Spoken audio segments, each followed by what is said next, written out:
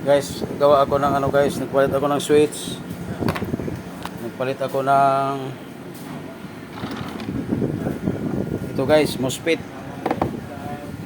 Yan, palit ako ng diode. Dito ko kinahoy guys. Kinahoy ko dito. Oops, thank you very big. Wala pang 30 minutes. Sabi mo kay Halcon, ipakuha dito. Pakuha dito. Yung welding. Ha? Ha? Okay. Makakarating. Ito guys, kinahuyan ko yan guys. Kinapchap ko na. Tapos ito guys, pinalitan ko to ng ano, kinonvert ko na, nalaglag kasi yung fuse dito. Ay yung ano, kapasitor. Kapasitor dyan. Nalaglag na. Kinonvert ko. Ang kapasitor di na pwede. Ayun, pinalitan ko nito guys, oh. Galing sa aircon. Dati nakakabit guys, ito 450 volts, 1000 microfarad.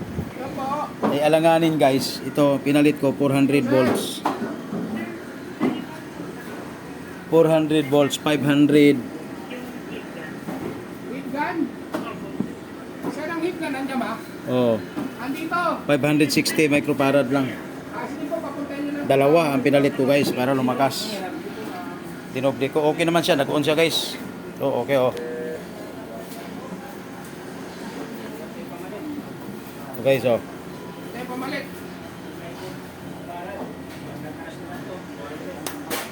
guys. Una siya guys. Kanina guys, ayaw talaga. Nagpalit ako ng switch. Shorted yung diode, pumutok. Yung diode guys, yan. Diode, nagpalit ako ng diode. Tapos kapasitor, nalaglag. Pinalitan ko rin, dual kapasitor ng ginamit ko. Kapasitor ng aircon yan, yung PVC board, hindi ko na binaklas. Hindi ko na pinaghiwalay. Ayun, dalawang kapasitor oh. Yan guys, oh, dalawang kapasitor na yan. Dalawa na. Atibay na to guys. Dito lang muna. Yun lang guys, kailangan tsaga-tsaga, welding machine. Marunong-runong din tayo gumawa dyan.